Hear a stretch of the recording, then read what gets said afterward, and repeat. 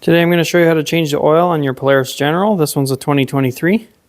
First thing you're going to want to do is start it up and let it run a little bit, get the engine warm. Next we're going to open up the bed, just tip it back so we can get to where we need to get to. We need to get up here to fill it. We need to get down here to check it. I'll put a light on it later. You'll just have to believe me. And way back even further and harder to get to is the oil filter, and you still can't see it. Yeah, how's that? There's the filler, or the dipstick rather, and the oil filter is back there. You can just see it. Okay, now we're down on the ground on the passenger side. We're going to come underneath, and as you can see, there is an oval hole right there, and up in there, but you'll never see it because my lighting is terrible. There it is. You're going to need a 6mm Allen to get that out. That's your drain bolt. Okay, I got my 6mm Allen on there. Just going to crack that guy loose. Looks like I could get it the rest of the way without using the ratchet. And I got my drain pan in here. And there she goes. Make sure that you get the crush washer with it, this guy. Make sure that comes off and it's not stuck to the block. And while that's draining, I'm going to come over here to the dipstick and just kind of pop it loose, just like that, so it can vent. Next, you got to locate your oil filter, which is back there. You can see I stuffed rags underneath it. So stuff rags underneath it because it's going to make kind of a mess. And now there's a good chance this oil filter isn't just going to come off by hand. It'd be nice if it did. But otherwise you got to get one of these oil filter kind of plier deals, channel locks, get on there and break it loose. I got it cracked loose with my filter pliers. I'll just back it off and let it make a mess.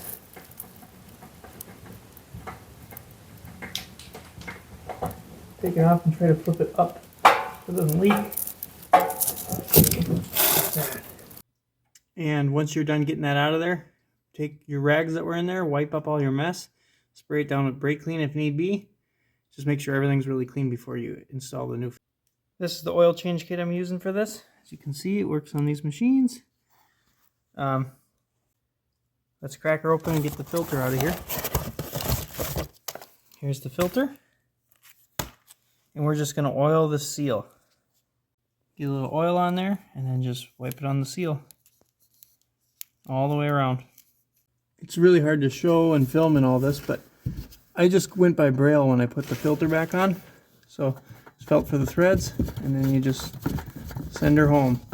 Once the gasket touches the engine block surface, turn it another 3/4 of a turn.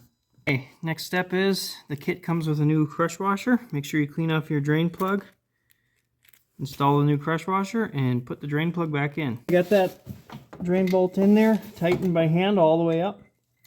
Now I'm just going to get my ratchet and tighten it tight. I don't know the torque spec, so reasonably tight, but not crazy. That's it. And then spray down this area with some brake cleaner if there's any oil running everywhere. Now we're getting ready to fill it back up with oil. Here's your oil cap. It's a good idea to just wipe it down. I blew it down earlier with an air compressor, so just blow it down and stuff just so you don't get crap in your oil. Get yourself a funnel, and we're going to dump in 2 quarts. The kit comes with 2.5. We're going to dump in 2 and check it. Got 2 quarts dumped in there. Now we just got to reinstall the oil cap, which I already did, and the dipstick. And we're going to start it up for a second and then check the level. I'm going to let it run 30 seconds.